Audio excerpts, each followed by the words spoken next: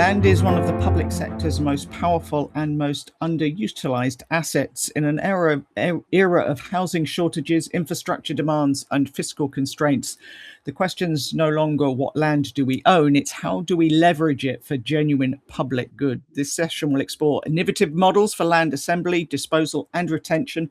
We'll examine the tension between short-term returns and long-term community value, how councils can negotiate better outcomes in public-private partnerships, and the role of land in enabling housing delivery, regeneration, and climate resilience. Our panel is Holly Lewis, co-founder of We Made That; Eleanor Harris, Research and Innovation Associate at King's College London; Stephen O'Malley, the Founding Director and Chief Executive of Civic; and Maurice Lange, Senior Analyst for the Centre for Cities.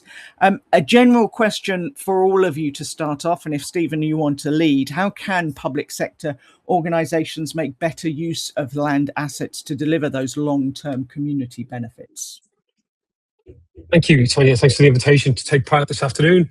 I think how those land banks are used is how they are considered in concert or in combination or amalgamated with wider land interests, private sector interests, such that there's a sufficient sort of large body or footprint to be able to deal with things strategically. So quite often a parcel of land or a plot of land is limited in its ability to deal with something like flood risk.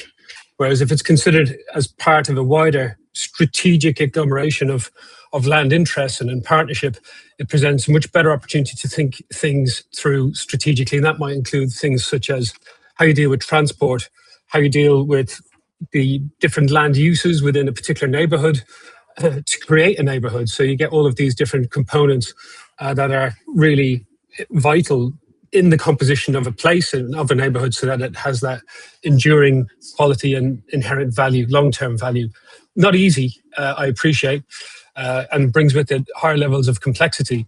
But we have seen those sorts of partnerships increasingly across the UK. We're heavily involved in a number of those types of projects in Manchester, which is a hot topic at the moment. So we've been working on the likes of the Cambridge Street and Strangeways Strategic Regeneration Framework, which is in the northeast of Manchester city centre along the River Irwell, and a joint commission with Salford City Council. And that's about 320 acres of space, of land. And it's dealing with the threat of flooding presented by the River Irwell, but also how does the future of that neighbourhood deal with issues like the prison, which sits in the middle of that space. And then how are the different land uses, the different components that make up a neighbourhood, how are they dealt with across that whole footprint? So thinking in a much more holistic, much more integrated way at that scale offers the long-term value and benefit to the communities that occupy them. Ella, do you want to pick that up? Yeah, no, thank you. I was just nodding my head because I think my answer would also be about kind of thinking holistically. So in our project about space standards, we're interested in kind of what constitutes an adequate size for a property, for a dwelling property.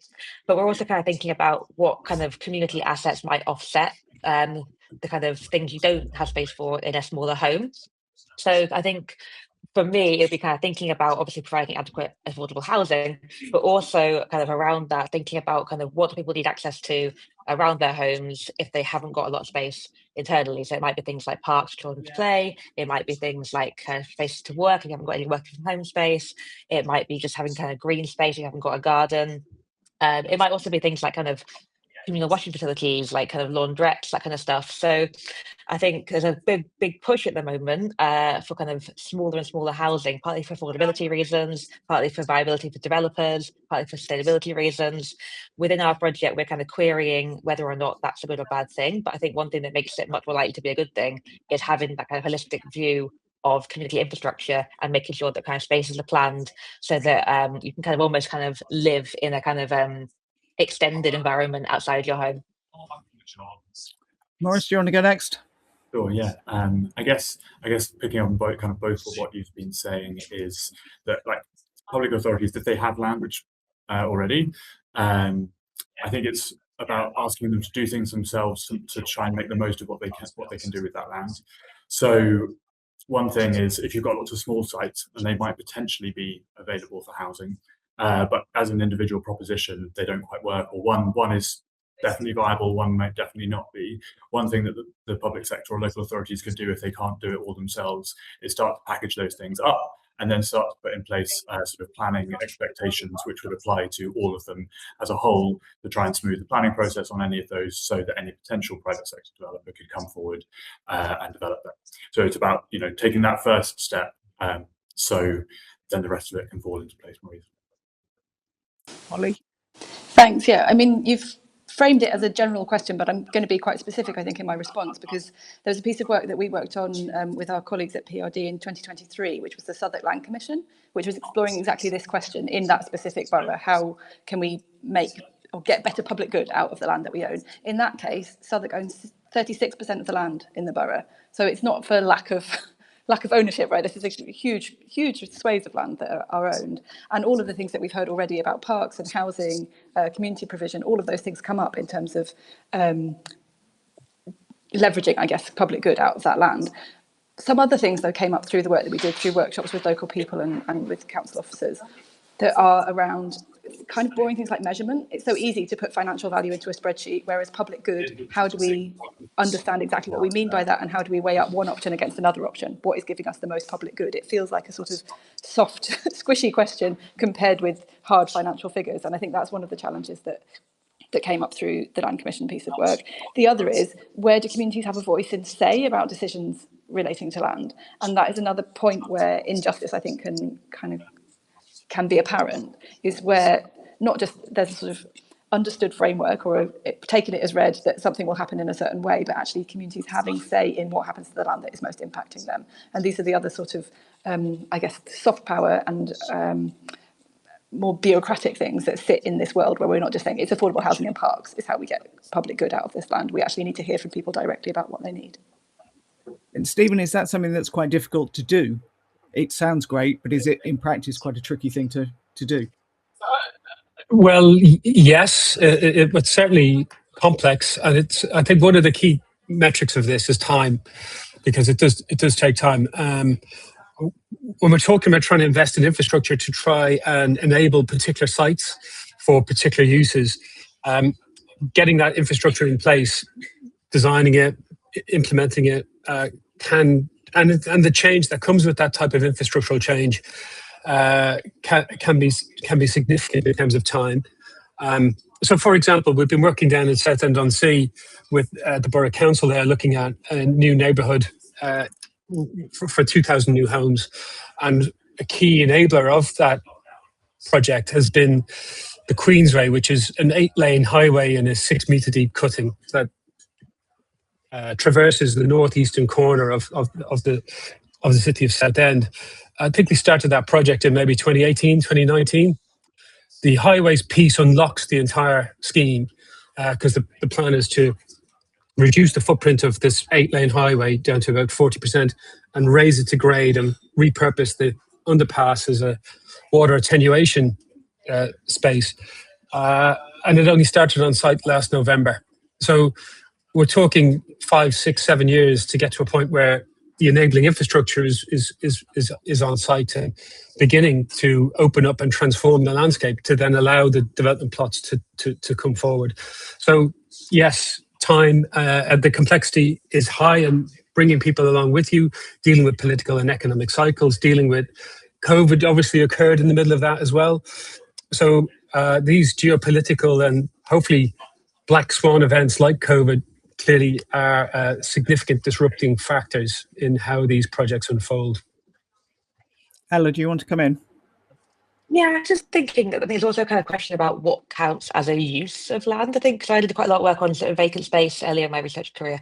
And one interesting thing there was kind of informal use of space not being kind of classed as officially happening. So you might have a kind of empty space that actually people use to play football, or kind of people gather in to have kind of a chat after school, or like, you know, especially kind of young people often use these kind of vacant spaces informally for kind of really valuable ways to them. So I think there's a kind of question about when we're measuring the value of space and the use of space, what counts and doesn't count as a use, how formal does it need to be able to be kind of considered in planning, and kind of making sure that when we're allocating space for development, we're not eradicating those more informal uses that might be really important to people as well. Can I jump in there? Because I think this is, I think it's a really important point. One of the things that we've been doing is working with the Greater London Authority to think about, and actually with the London Sustainable Development Commission, how social value can be embedded in planning policy, or whether it should even. And one of the things that came up again and again through that piece of work was exactly this question about understanding and recognising in the planning process what's there already. So when you see a planning application, you get like X square metres of new community space, X number of affordable homes, but you don't get these ones that were lost before. And that recognition of the thing that was in the place before the development happens, there's really no way now, really formally, of weighing up a lot of those things because they're not seen as kind of tangible or fixed enough, particularly things like the community uses that happen sort of by the side of things in the garage, sort of somebody helping out their mates, these sorts of things which are really important to that sense of community in place, but are harder to recognise within our current systems. I just, think that's exactly right, the point that Ella made around making sure that we're recognising those existing uses and then thinking about change in the urban environment as a net change rather than just what's the new stuff on the table. Hello, you're nodding away. You two are very much in agreement. I didn't say anything. I just agree with Holly. Maurice, what can the UK learn from other countries when it comes to public sector acquisition of land and development of that? Yeah, so I mean, I guess we've spoken so far about how you can use existing public land. I think something that's maybe underappreciated or under sort of questioned is then what the public sector does when it's going about acquiring more of it. And the UK has one specific system that goes through compulsory purchase and or just buying it in the market using compulsory purchase as a threat. And so we, as a piece of research we did last year, looked at how other countries that are similar to ours do it. And we looked at France, Germany and Japan. I think there's maybe 3 interesting things that are worth sort of highlighting about their systems, which can then inform how we might think about how ours could be better. One is that in France and Germany, public authorities have a preemption right on land when it comes for sale. So let's say you're a local authority, you've got a local plan, and someone is selling land, you get first dibs on that land. And that puts the local authority in a strong position, and it exercises a kind of discipline across the land market. The second thing that happens elsewhere in Germany and Japan, but doesn't happen so much here, is a process called land readjustment. So this is different to compulsory purchase in that you get the consent of existing landowners, not all of them, but the majority for a designated area. But then that the public sector comes in and does quite a lot of the work rather than it being a private-to-private development process. And the public sector captures a share of the value of the uplift of the land, but the existing landowners retain a stake and are therefore sort of invested in the project going forwards. And I think that's quite different to how our Section 106 process works for land value capture, because that expects it to be private sector actors all the way through and just public sector policy being laid over the top, whereas in land readjustment, a public agency would tend to have more direct control. And then I think underlying all of the above is different types of planning systems. So if you're thinking about how the public sector goes about buying land in the UK, it has to issue a CPO on a specific case-by-case basis, and it has to justify the public interest on a case-by-case basis.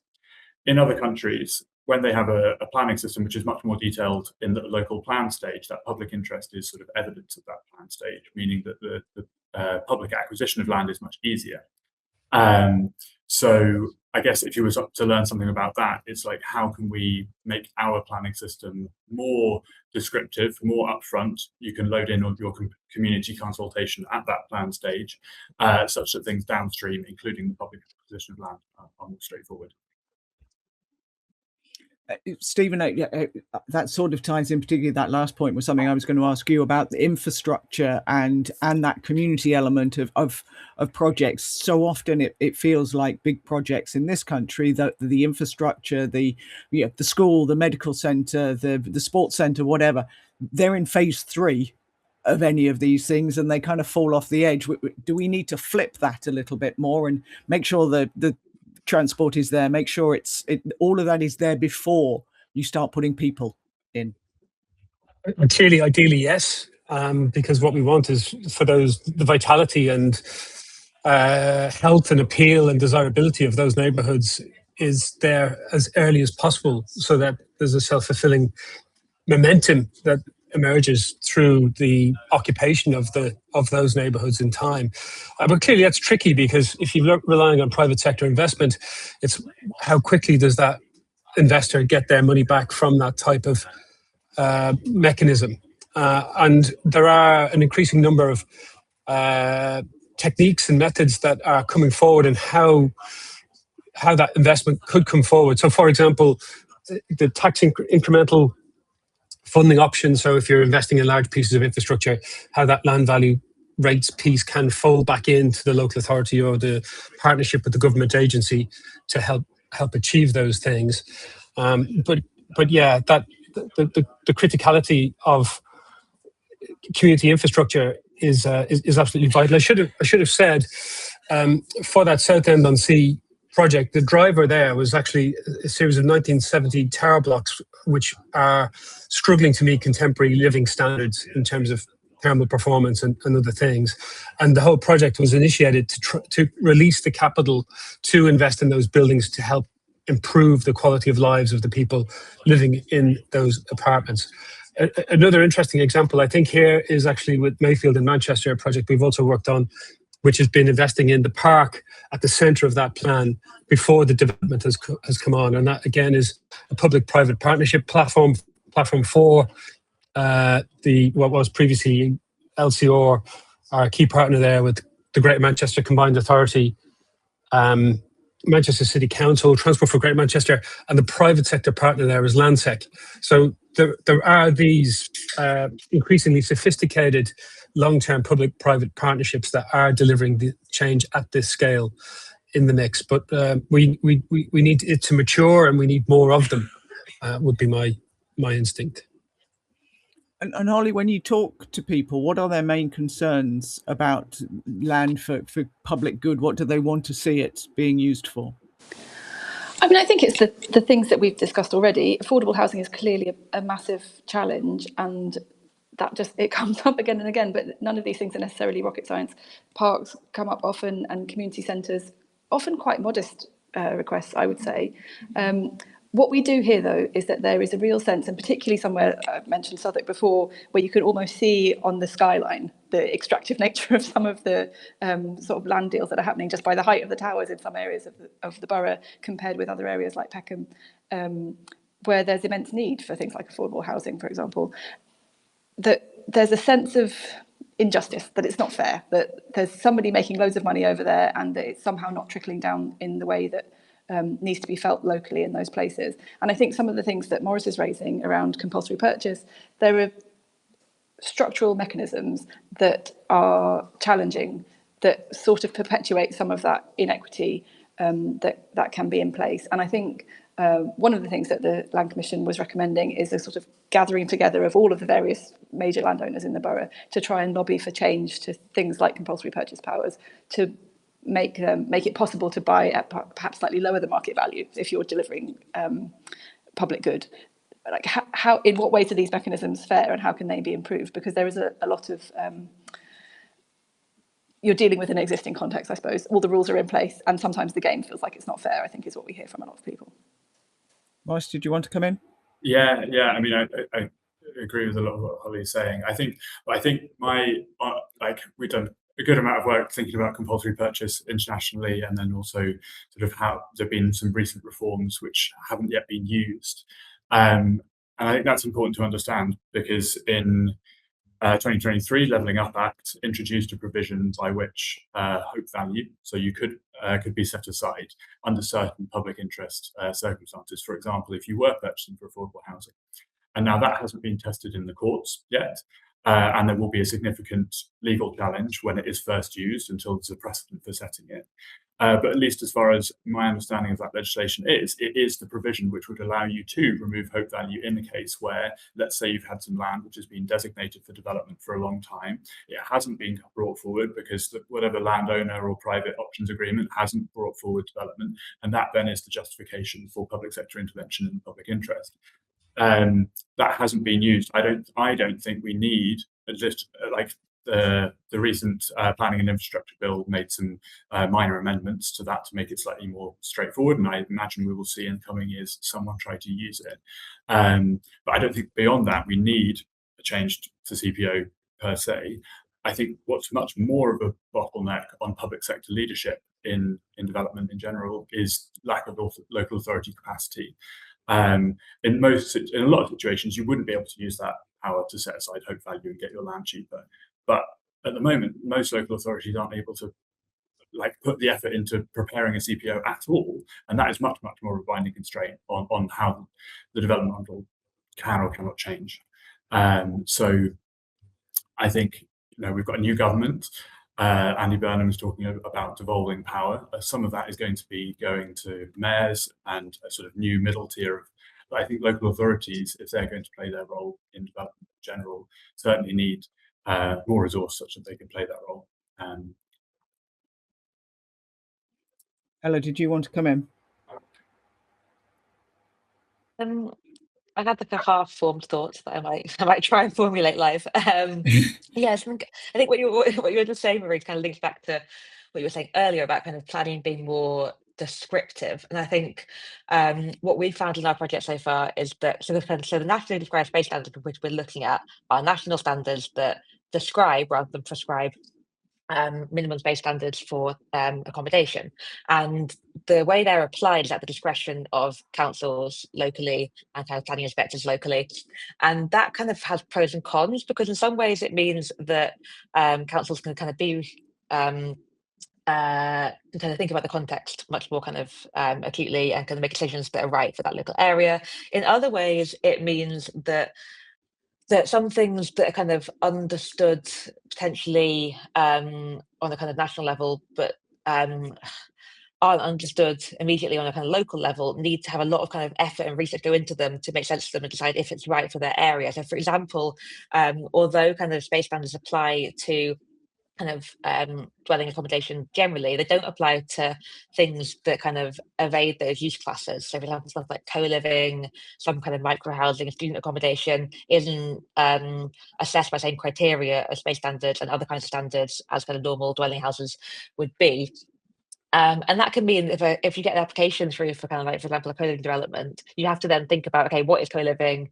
Who will that serve? Who is it for? And there's no kind of easy way to do that because of the way that kind of use classes of housing kind of do and don't apply to those standards. So I think that kind of links back to what you're saying about kind of like when planning is more descriptive and when it's kind of more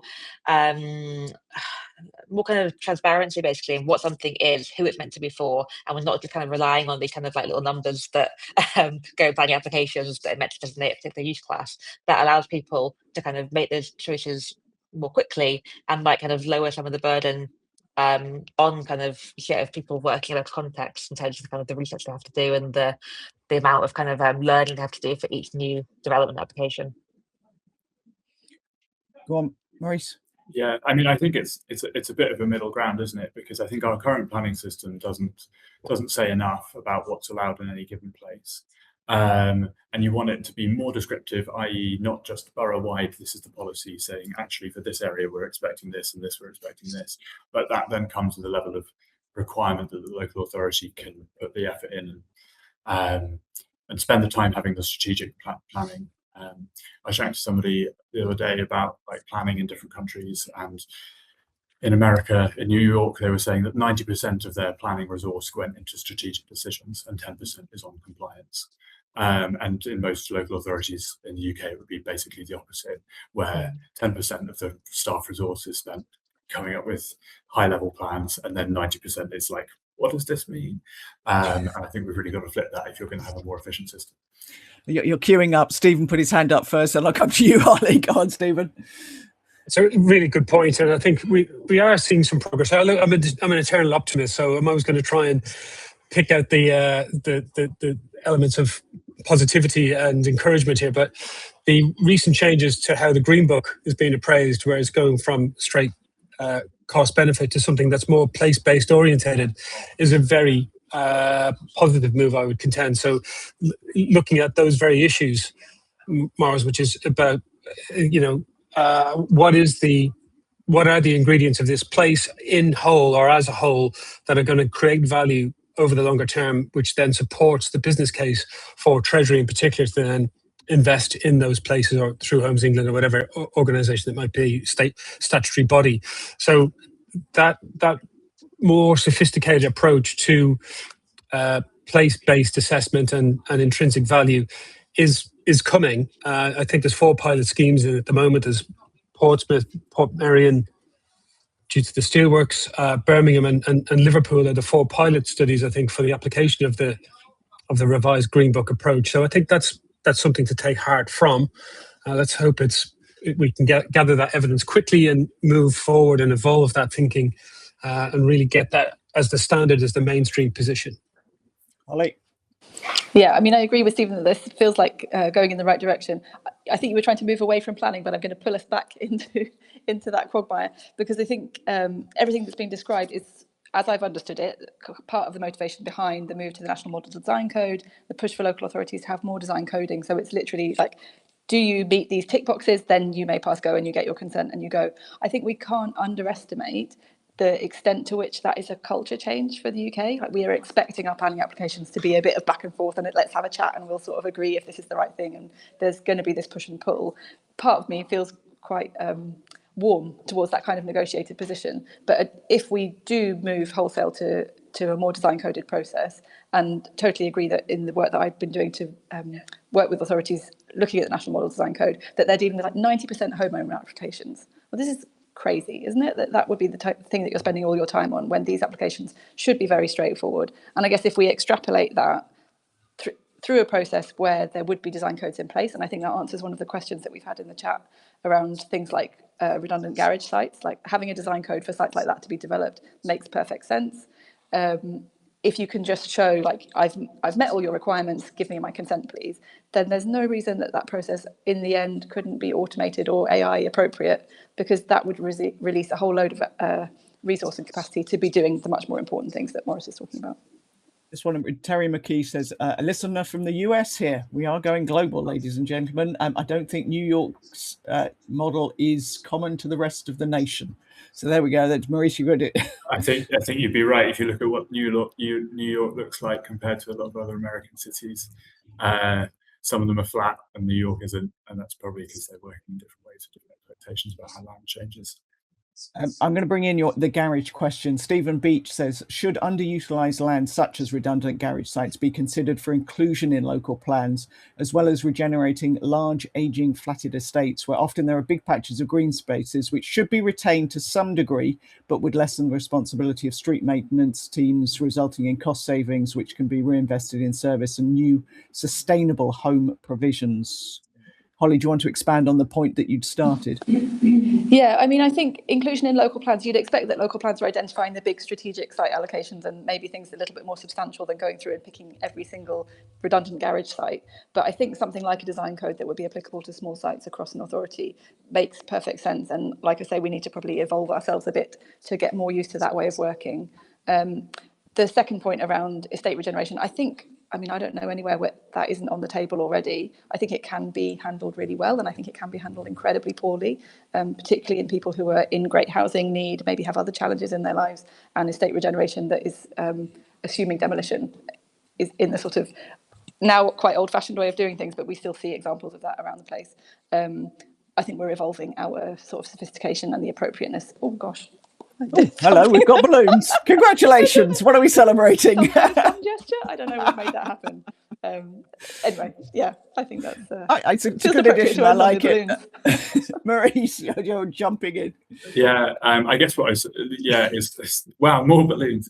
I want some. I guess what I'd say is, like, I guess the discussion around, like, how can we make best use of land is, in the UK, kind of unusually focused either on existing public lands where you have an estate because the state can take a bold action to say this is going to be something different now, or it's on those other uses, so some garage or some small bit of unused land. And what we really don't talk about is how we should expect existing private housing and areas with existing residential neighbourhoods which are owned privately to evolve over time, and how you might make plans to allow those.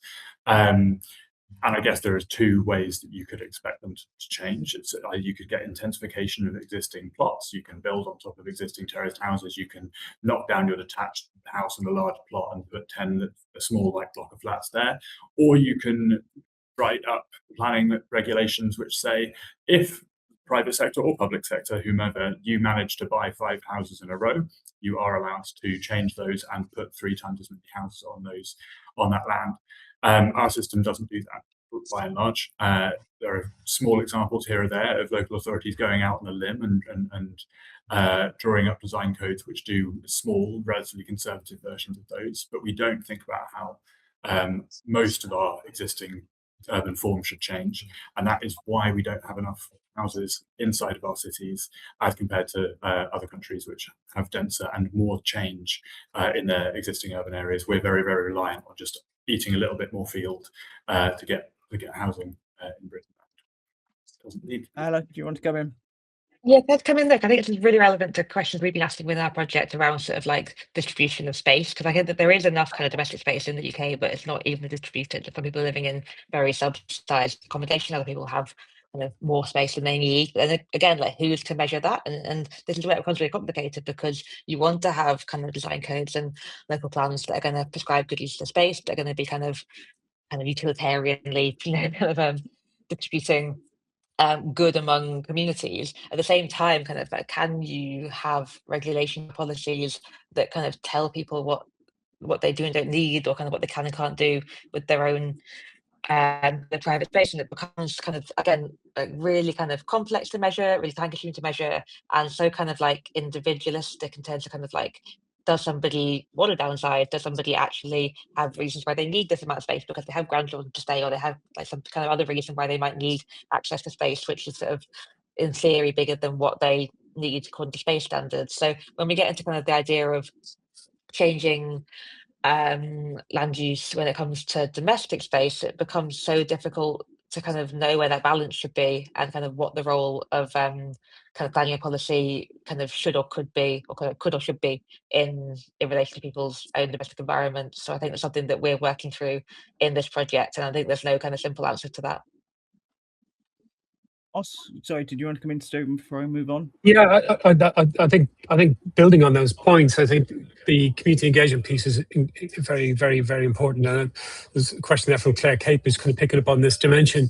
I think if there's that authentic engagement with those existing communities, it is so much more beneficial to the quality of the design and the speed of the process. If people feel as though they're well informed and honestly participating in the process, they have a much greater appreciation of what's possible and what's not. And I think all of this boils down to viability.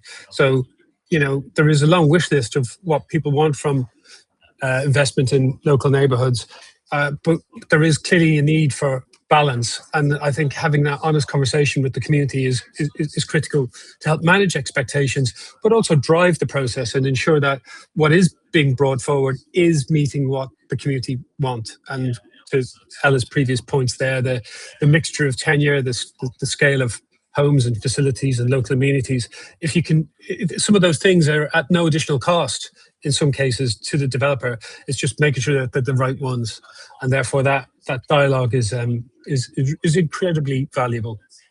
Yeah. So Claire Cape's question was interested in the panel's thoughts on neighbourhood plans, where arguably more local engagement is involved than in planning authority level. Holly, did you want to pick up on it? Yeah, I was incredibly optimistic when neighbourhood plans were first introduced. They seemed like a great thing that people would be kind of sitting around kitchen tables all over the country talking about planning, finally. And I think one of those challenges that we see is that planning is an incredibly abstract process, and it's quite difficult to get people to engage and give their time for something that isn't a tangible project. You may not see the results of all of that time that you put into talking about planning for a very long time. I think one of the challenges with neighbourhood planning specifically is the amount of time it expects from people, and therefore the people who are able to offer that time are quite self-selecting, and you can imagine the demographics with whom it lands well and the demographics who just don't have the capacity to engage with it. I think that is a real challenge, and of course it still has to be compliant with the local plan, so in some ways you do still need to tackle the challenge of how do we get people more involved in planning, and how can we make that a process that people understand how to engage with, feel that they can influence.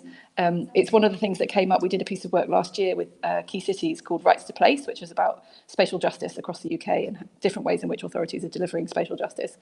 One of the rights that we spoke about was right to a voice.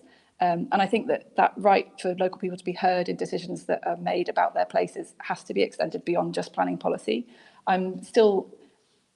There's scepticism, but I think I'm quite optimistic about what Pride in Place can do across the country. All of these pots of £20 million being given out to, I think it's 439 places now, making plans, sitting around tables, thinking about what is it that we want from our place, and then having a bit of money to make it happen is the key thing that's different there compared with planning.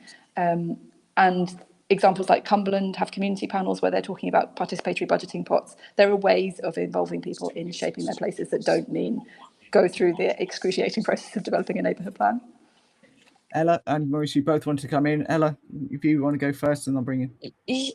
Oh, thank you. Yeah, I think as you're talking, I was thinking about kind of like the process of how we do this kind of research and consultation with people. Because I think I do a lot of work in participatory research and in creative methods, and I think one thing I think a lot about is sort of epistemic justice and kind of how you acknowledge people as contributing to knowledge and to kind of the way decisions are made, and how you make it kind of worth their while. And I think, as you're saying, kind of Holly, like it's a big burden on people to be part of a process like that. The people who end up doing it are the ones that have the time, that have the resources to take part in that consultation. So I think when we're trying to get a kind of more authentic or more kind of representative community voice, we need to think about like how we're facilitating that. Like, is there kind of financial reimbursement for people?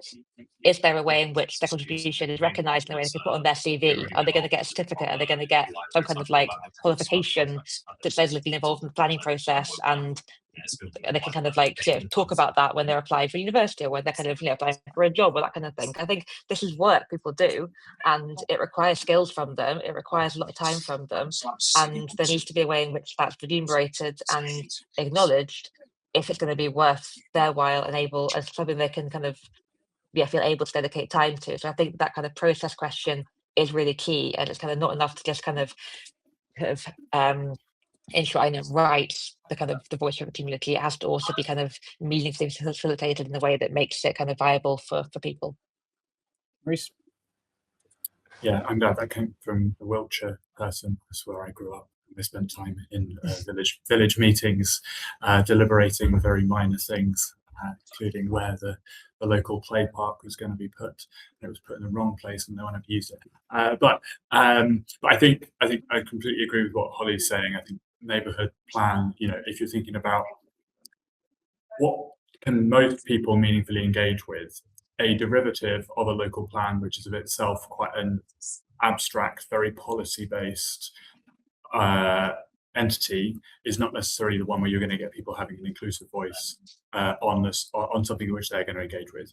And I think there are other tools that public sector entities can be starting to use, which they would then engage local people with to then more meaningfully guide what happens.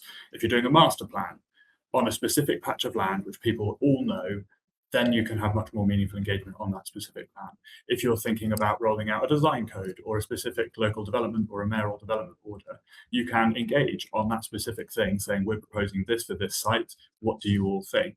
Or this for this type of sites, what do you think? And I think that is much, much more tangible and much, much more worthwhile than the local plan process in general, until local plans are themselves more descriptive and more conveying of actual development rights. Oscar Murray asks, are councils finding that land availability is the primary constraint on housing delivery, or are planning, funding and infrastructure challenges now more significant? You were touching on the planning and being the bottleneck, Holly. What would you say? I mean, I think isn't viability the overall the biggest thing for everybody? Any way you look, that in some ways, actually, because of the value of land, but maybe arguably being a bit overinflated compared with what we can then afford to deliver on it, and land value sort of contributing to that viability picture is, I think, by far the biggest challenge, rather than necessarily availability of land for housing. Having said that, it's interesting that the new draft London plan has come out fairly recently, and that is identifying significant portions of opportunities for growth locations that are looking beyond brownfield. So it's still brownfield first as the policy, as in the national policy, but saying we actually do need to look at land that otherwise has been off the table. So in that sense, there is a bit of a question as to whether land availability is the thing. If you're going to do these big developments of significant numbers of new homes, which is definitely what's set out in the new London plan, then maybe there is something about land availability there. Stephen, I just want to ask you, as somebody who does projects around the country, have you seen that devolution has made life easier for you? Is it having an effect? Because devolution certainly seems to be the direction of travel. Yeah, well, we've got a very strong portfolio and body of work in Manchester, and certainly Manchester being one of the first authorities back in 2013 to have those devolved powers allocated to it, has evidenced some really good momentum in the pursuit and delivery of regeneration scale projects. And I think in many cases, linking back to Holly's previous point there about viability, quite often it's the abnormal costs, and the previous question actually, it's the abnormal costs associated with a particular part of your district. So whether that's flooding, access to public transport, or whatever other issues, climate adaptation, whatever it might be, it's investing in the infrastructure that deals with that issue, that then enables the site to come forward at a value or at an investment rate that makes it affordable and offers a return then on that investment within a reasonable time frame.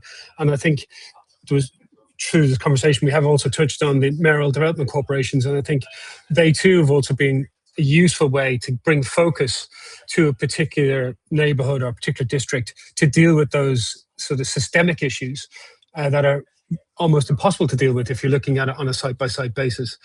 So having those devolved powers and thinking at a systemic, strategic way does 100% improve the possibility and the deliverability of these homes, these neighbourhoods, these places.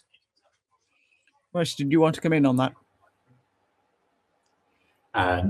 Nothing except that I think what Stephen said makes a lot of sense. I think when I'm talking about international comparisons earlier, thinking about the vehicles that different organisations have, I think the closest you get to that here is a developed corporation, which is then utilising its compulsory purchase powers as best it can. So just looking ahead, we've only got a couple of minutes left, but what should be the role of public land in shaping places that are economically successful, socially inclusive, environmentally sustainable, and everything that we would want them to be? Holly, you've looked at a fair few of those kind of things. Yeah, I think it's interesting in the context of our new Prime Minister and the really clear emphasis on place that he has, not just devolution of powers, but I think thinking about place as the first thing that's driving your decision making. That land obviously is where those places are. So there is something really important, I think, about how are we measuring and weighing up decisions around land in light of the rights of people to have a home, the rights of people to have a healthy city. Are we infringing on those rights by prioritising like short-term financial return, or are there better outcomes that can be facilitated if we look longer term and I guess put more factors into our appraisals that include issues that would be considered as public good? Alan?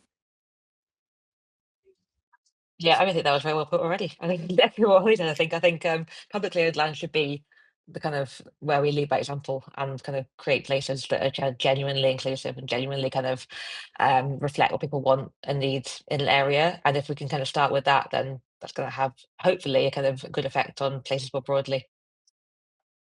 Stephen, and we'll end on Maurice.